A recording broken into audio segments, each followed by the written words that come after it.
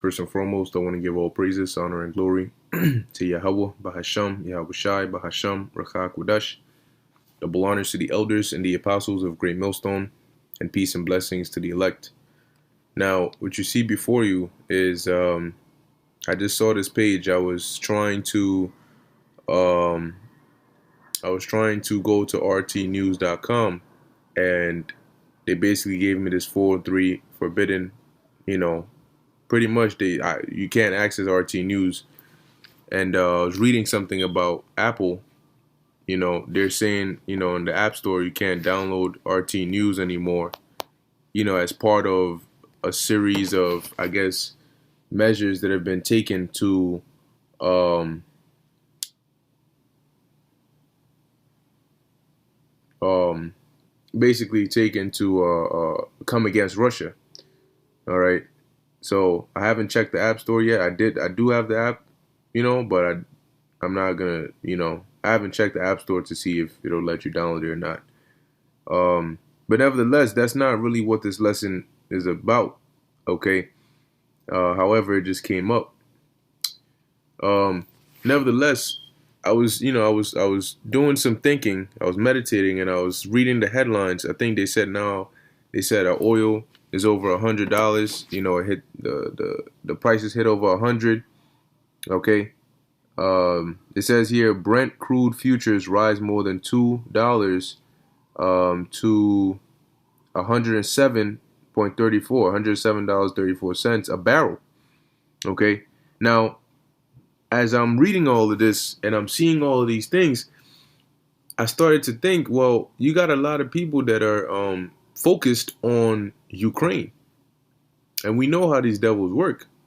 They say, hey, look over here. Then they do something on the other side. But a lot of people are focused on Ukraine. All eyes on Russia. All eyes on Ukraine. Oh my gosh, the poor people in Ukraine. Which, they are blasting people over there.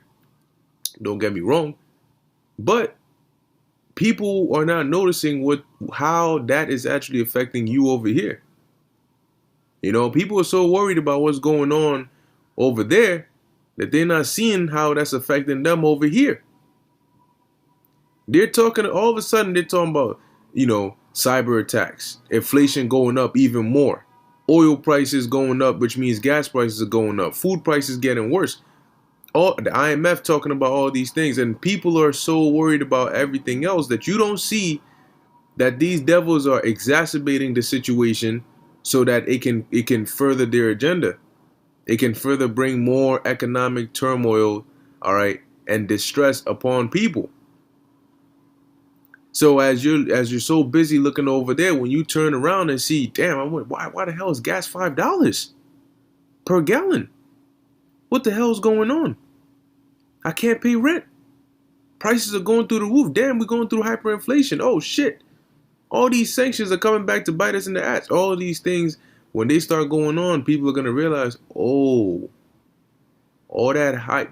There's a reason that they're feeding into it so much, because it's also helping their agenda to cripple this society, to break it down from the inside out, to destructure this society, to have a reason to cripple world economies, to have a reason to revamp the financial system, to have a reason to say, let us make an image, let us push further this NWO agenda. Well, what's going to be the clause? What's going to be the reasoning?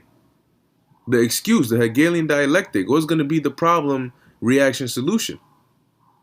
Well, we have a problem going on right now.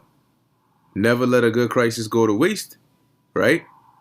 So if we've already thrown it out there and warmed up the people's minds to cyber, well, why wouldn't it be? Why let that go to waste when we can use that?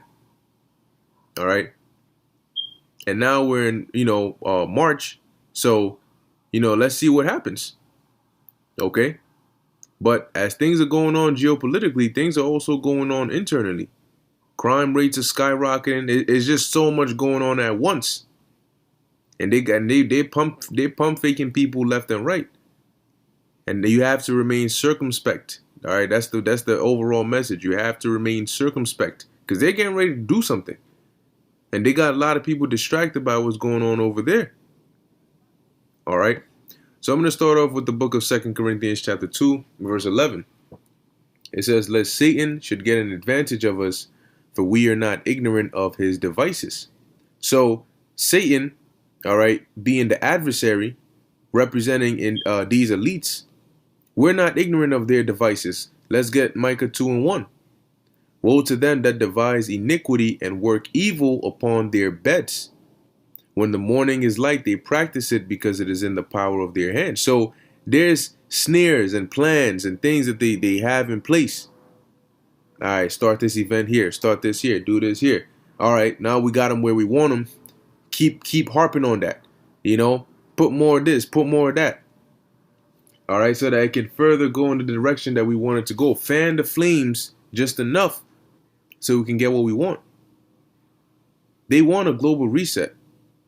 And they're going to do exactly whatever it takes, whatever crisis they need to get them into that. That's exactly what they're going to do.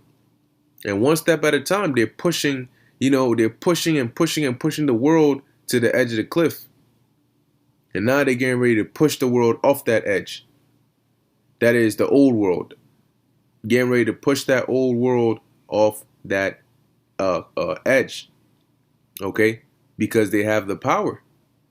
You see, and that's why we are not ignorant of Satan's devices. So we know, as these things go on, we know what is going on in the back of their minds, really in the front of their minds. We know what their agenda is. We know what they want to institute.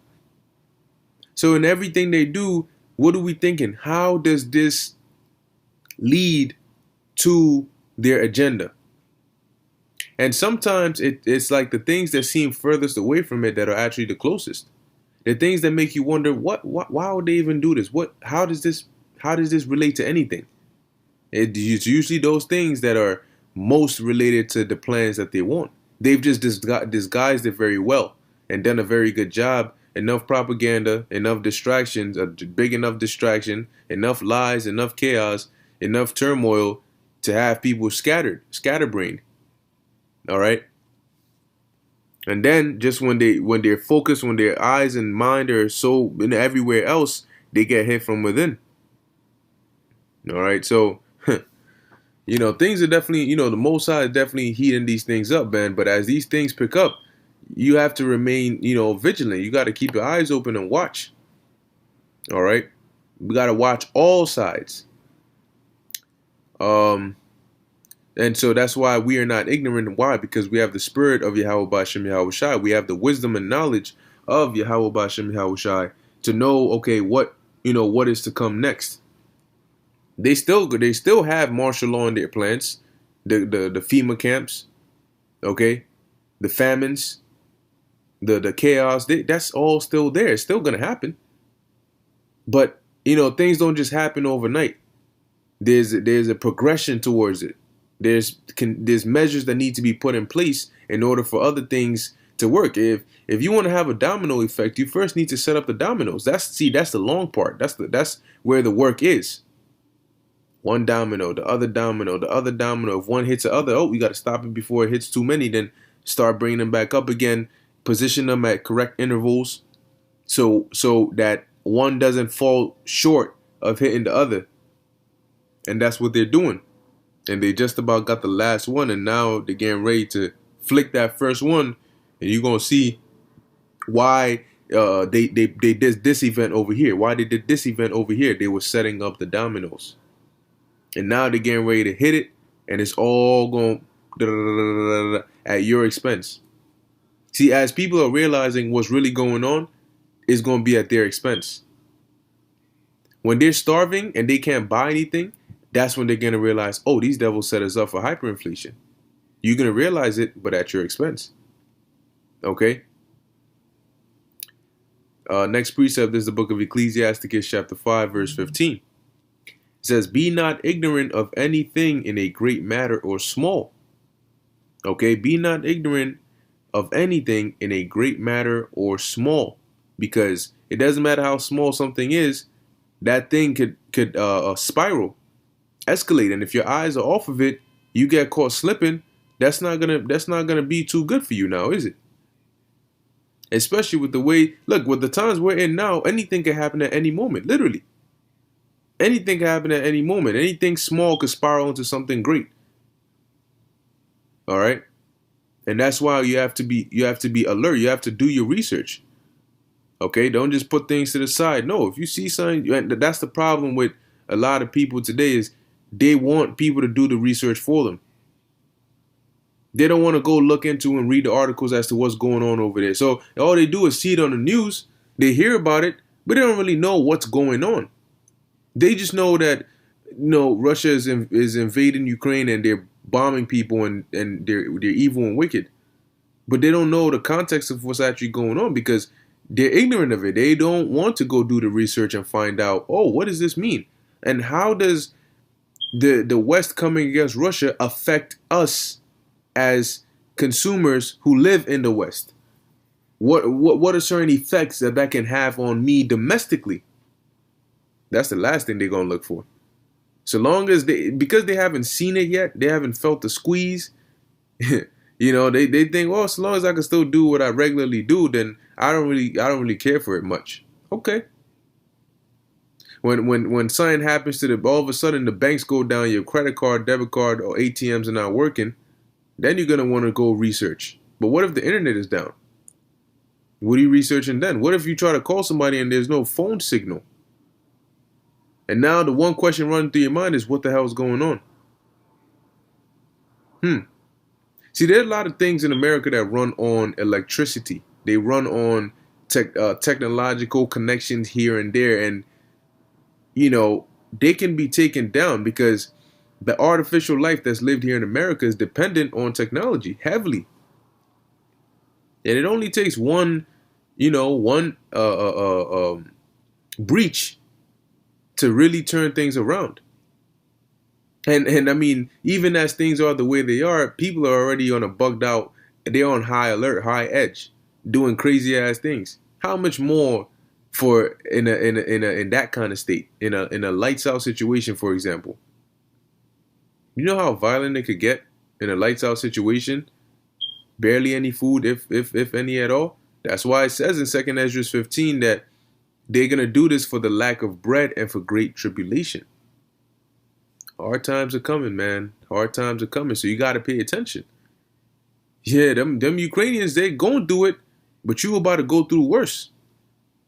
All right? When you go there, like I said, you go to try to fill up your tank, you see the $5 a gallon, you ain't gonna be thinking of Ukraine, you're gonna be thinking of you and the car and the barely any money you got left in your wallet. You try to go to the grocery store now, you go there, and not only are the shelves empty, but the few things you could grab are damn near half your paycheck. What are you going to be thinking then? And then you get laid off. Your job, the business can't make the payroll. They can't pay you. They start cutting people. They start laying people off. Now you out of a job. Prices are through the roof. You ran out of your savings. You can't pay rent. The eviction moratorium is over. Everything that can go bad is just going bad all at once.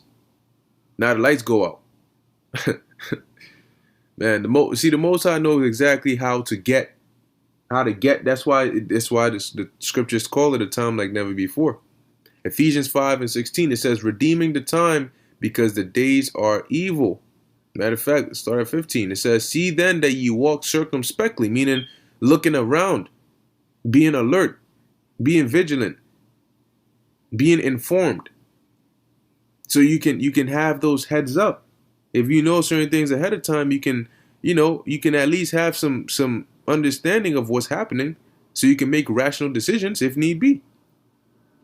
See then that you walk circumspectly, not as fools, not as those that are ignorant, not as those that just go about their day not knowing anything, but as wise, redeeming the time because the days are evil. So if I know that the days are evil, I'm not in a we outside spirit. A lot of people that are in that we outside spirit that think that they're going to have a hot girl summer, you got another thing coming. All right? You got another thing coming. See, the scriptures tell you to everything, there's a season. There's a time and a place for everything. And now is not the time for fun and joy and mirth and hot girl summer. All right. The last precept I have here is the book of Psalms, chapter 64, verse 5. It says, they encourage themselves in an evil matter. They commune of laying snares privily. That's the key part. They lay snares without your knowledge to your hurt, and you fall right into them. They oh shit, what the hell is going on over here? The second you turn around, they put something down and you go and step right into it. Oh my gosh, how could they do such a thing? But then inflation is going through the roof. Oh my goodness, we got a sanction. Oh no, you can pay attention over here. Look at the sanctions we're putting on. Oh, we're gonna these sanctions are definitely gonna stop them. Then you turn, oh yeah. Next thing you know, oh whoa, what happened to the food? Oh, the food. Oh well, I mean, we were all paying attention to the sanctions. We ain't see that things were getting worse. Oh, but wait, we figured out the sanctions didn't really do much, so now we're gonna try other tactics. So come support us while we do that. And then the next time you come back, what's going on? There ain't nothing left. Sky prices are going through the roof. Ain't nothing left. People are killing one another left and right.